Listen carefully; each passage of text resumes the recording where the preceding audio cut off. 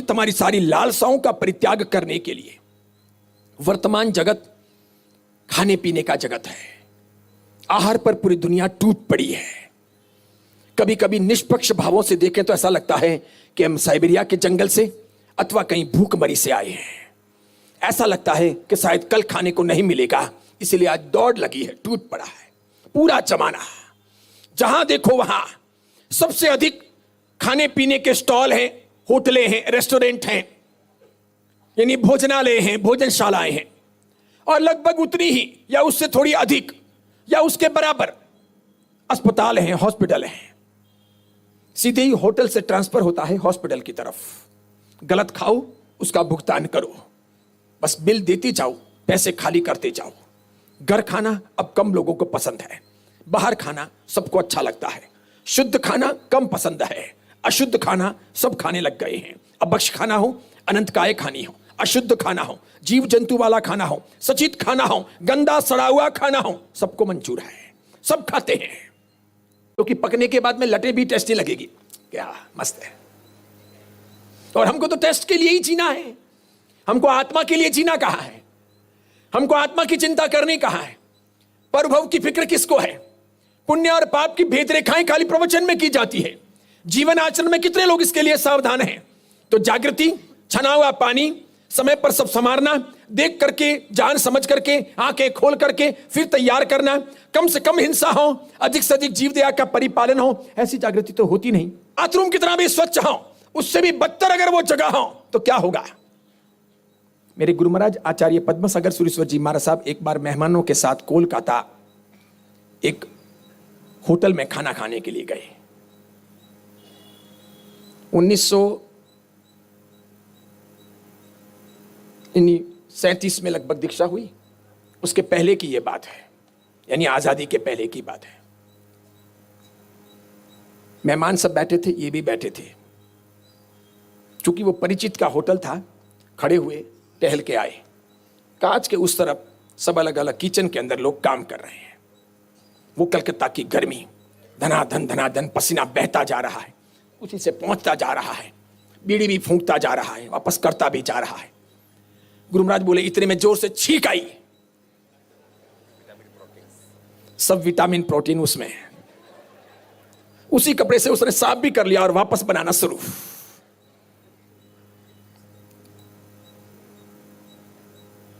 अहमदाबाद में 2 स्टेडियम है। पुराना है सरदार वल्लभ भाई पटेल स्टेडियम, जो नारायणपुरा के पास है। मैं कई बार उस स्टेडियम में गया हूं, कई कार्यक्रम वहां होते हैं। उस स्टेडियम के पास में एक बहुत बड़ी झोंपड़पट्टी है। मैं, मेरे गुरु महाराज, हमारे कुछ साधु उस झोंपड़पट्टी के पास में से स्टेडियम क्रॉस कर रहे थे, उस्मानपुरा आ रहे थे। हम दूसरे कार्यक्रम के लिए कहीं गए थे, तो वहां से यूं आ रहे थे। लगभग दोपहर के 3:30 बजे थे, और 2 औरतें और 2 पुरुष एक ठेला गाड़ी को उस झोंपड़पट्टी से धक्का मार करके रोड पर ला रहे हैं। सब चारों के चारों गंदे गंदे हैं।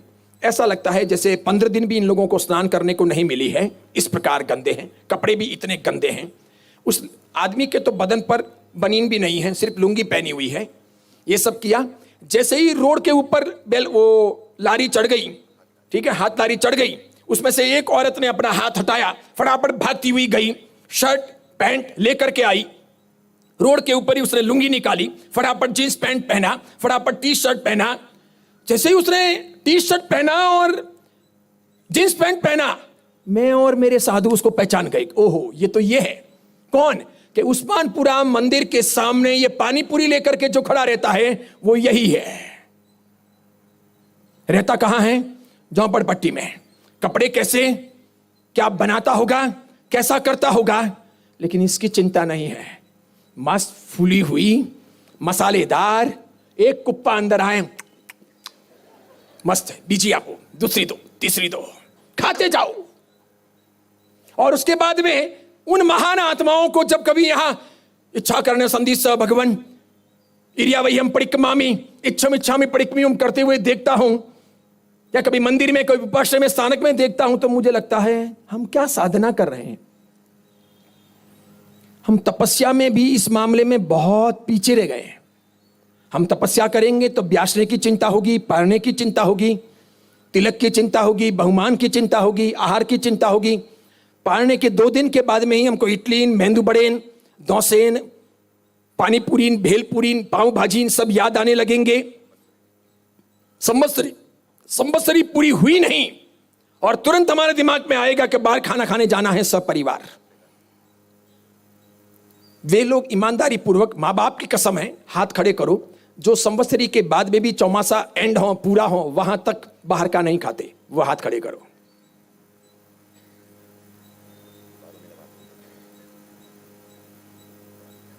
%5 भी नहीं, 5% भी नहीं। समझ रहे? ये हमारी आहार के प्रति जागृति है। हिंसा अहिंसा का भेद विज्ञान यहां स्पष्ट होता है। हम क्या मानते हैं, क्या समझते हैं। कभी आपको मन में नहीं होता कि ये जीवन किस लिए मिला है? आहार के लिए जीवन है या जीवन के लिए आहार है? भोजन के लिए जीवन मिला है या जीवन के लिए भोजन है? पेट भरने के लिए जीना है या जीने के लिए ही खाना है? क्या सोचते हो आप? पशुओं के लिए संभव नहीं है, पक्षियों के लिए संभव नहीं है। उनको तो ज्यों त्यों पेट भरने का इंतजाम करना है। मनुष्य के लिए तो यह संभव है कि मुझे क्या खाना, क्या नहीं खाना, कितना नहीं खाना, कहां जाना, कहां नहीं जाना, कितना अपनी जीभ पर नियंत्रण रखना। इस जीव ने मनुष्य की जिंदगी में जो उत्पात मचाया है, उतना शायद किसी ने नहीं मचाया। जितनी खतरनाक आंखें नहीं, जितने खतरनाक कान नहीं, जितने खतरनाक नाक के छिद्र नहीं, जितने खतरनाक ये दांत और होंठ नहीं, जितने खतरनाक हाथ और पैर नहीं, उतनी खतरनाक है जीभ। आंखें 2, काम 1, नाक के छिद्र 2, काम 1, कान 2, काम 1, हाथ 2, काम 1, हस्तांतरण, पैर 2, काम 1, लेकिन जीभ 1 और काम 2। आंखें 2, काम 1, देखना, कान 2, काम 1, सुनना, हाथ 2, काम 1 ही, हस्तांतरण करना, हस्ताक्षर करना, पैर 2, काम 1, चलना, जाना, स्थलांतरण करना, जगह बदलना, लेकिन जीभ 1 और काम 2, और दोनों ही खतरनाक department, food supply and broadcast. गलत खाना, गलत बकना, दोनों ही खतरनाक, दोनों ही पापप्रद, दोनों ही उत्पात मचाते हैं बहुत बड़ी मात्रा में। इस खाने ने तो इतना अधिक उत्पात मचाया है, इस जीभ ने इतना परेशान किया है, जिसकी कोई निजात पाई नहीं जा सकती, ऐसा लगता है। पूरा मनुष्य का मन, मनुष्य का जीवन भोजन के हवाले हो गया है। सवेरे उठ करके रात को सोते हैं, वहां तक यही लगता है कि हम खाने के लिए जी रहे हैं, जीने के लिए नहीं खा रहे हैं। हमको यह पता ही नहीं है कि जीवन का मूल्य क्या है, मन कहां ले जा रहा है, कितना खा रहा हूं, कितना भ्रष्ट हो रहा हूं, कितना पतन का मार्ग निमंत्रित कर रहा हूं, कितना आत्म अहित कर रहा हूं, कितना पाप बांध रहा हूं, कितनी हिंसा हो रही है, किन किन से मैं बच सकता हूं, बचने का जरिया क्या क्या है। मुझे बचना चाहिए, जीभ पर नियंत्रण करना चाहिए, नहीं करना चाहते, बस सिर्फ खाना चाहते हैं। छोटे मोटे मेनू से तो पेट ही नहीं भर रहा। 4-5 लड़के आए थे, सुनना आप, बहुत मार्मिक बात है। चूंकि मैंने तो इनको मना किया था कि इतने अधिक पास अपने को बाल संस्कार शिविर के नहीं देने हैं, तब भी इन्होंने कहा कि बच्चे बहुत मांग रहे, दे दो। तो मैंने कहा दे दो, आपको संभालना है। मैंने कहा मैं तो नहीं आ पाऊंगा हमारे साथ, कभी आप थक जाओगे तो फिर मजबूरी में आ जाऊंगा। तो कि ठीक है। 5-6 लड़के आए, अब घुल मिल गए हैं। उनका क्या रे, शिविर में दिखाई नहीं दिए? इन्होंने पूछा तो कि नहीं, 2 शिविर यहां आए थे, 2 शिविर दूसरी जगह जा रहे हैं। मैं पास में ही था, मैंने पूछा क्यों, विषय नहीं पसंद आया? तो कि नहीं, वहां खाने का अच्छा है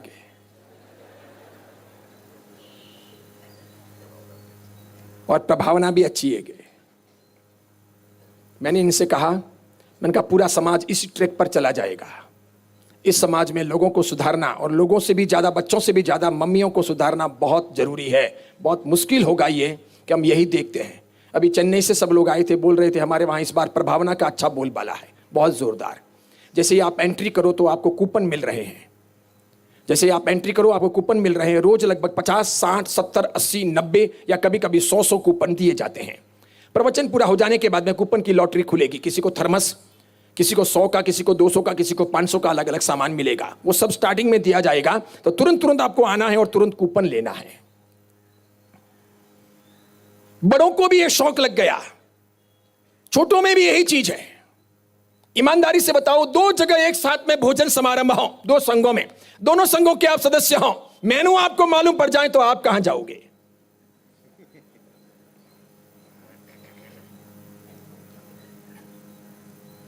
और जो जो बुजुर्ग हैं मेरे मारवाड़ के या गुजरात के, बताओ अपने मारवाड़ में और गुजरात में जब कभी भी श्री संघ का समिवात्सल्य होता था तो मेनू क्या होता था? बर्तन घर से लाते थे, तब कोई रसमलाई बनाने वाला अपना चाचा चाची कोई बैठे नहीं थे, वो रिवाज भी नहीं था।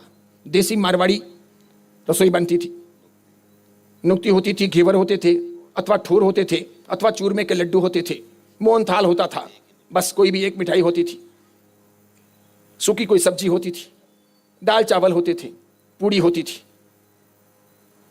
बस इतने में सब पूरा हो जाता था। चौमासे में पापड़ खपते नहीं थे तो वो सब भी होते नहीं थे।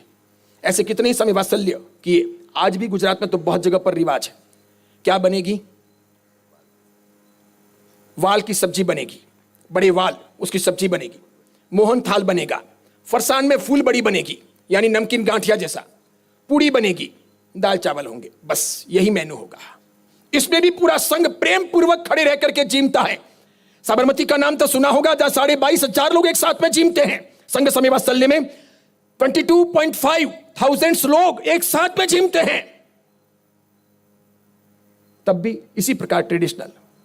और अब तो हम कोई भी छोटा मोटा महोत्सव करते हैं तो कम से कम 3 मिठाई, 4 मिठाई, 5 मिठाई, 5 प्रकार के फरसान, ये चाहिए वो चाहिए, लंबा चौड़ा मेनू बने, 3-4 प्रकार की रोटियां अलग अलग और 4-5 प्रकार के चावल, कितने प्रकार के सलाद, पोरियल। सच कहूं, सुनना आप, भगवान कहते हैं और भगवान की परंपरा कहती है, रात को बनाकर दिन को खाना, दिन को बनाकर रात को खाना, या रात को बनाकर रात को खाना। वापस सुनो, रात को बनाकर दिन को खाना, दिन को बनाकर रात को खाना, या रात को बनाकर रात को खाना, तीनों रात्रि भोजन है। तीनों रात्रि भोजन। इसीलिए मुंबई में, अहमदाबाद में, सूरत में, अच्छे अच्छे संघों में सवेरे के सब ब्यासने कैंसिल कर दिए गए हैं कि सवेरे ब्यासना नहीं, सवेरे ब्यासना होगा तो मेनू छोटा होगा, बड़ा नहीं होगा। सूर्योदय के बाद में स्टार्ट होगा बनाना, 8 बजे के बाद में ब्यासना करवाया जाएगा, मेनू छोटा होगा। अगर हम रात को बनाना शुरू करते हैं तो ही बड़ा मेनू बन सकता है। तो प्रत्यक्ष नहीं तो परोक्ष वो रात्रि भोजन ही है। वर्षी तप का ब्यासना हो, किसी भी तपस्या का ब्यासना हो, वो रात्रि भोजन है। क्योंकि रात को बनाकर दिन को खाया, या दिन को बनाकर रात को खाया, या रात को बनाकर रात को खाया। जागृति कहां है? नहीं है। ये काल टाइम की जो बात है वो बहुत गणित वाली है, मनोवैज्ञानिक है, लॉजिकल है, बहुत समझने जैसी है। आहार के इस पूरे विज्ञान को हम छोड़ चुके हैं। मेरे ख्याल से पूरी दुनिया में एक भी धर्म, एक भी परंपरा, ऐसा कोई साइंस, ऐसा कोई वैज्ञानिक, ऐसा कोई फूड को जानने वाला आदमी नहीं जो जैनिज्म की बातों की बराबरी कर सके। आहार पर जैन धर्म में इतना काम हुआ है, इतना काम हुआ है, बहुत बढ़िया। भगवान ने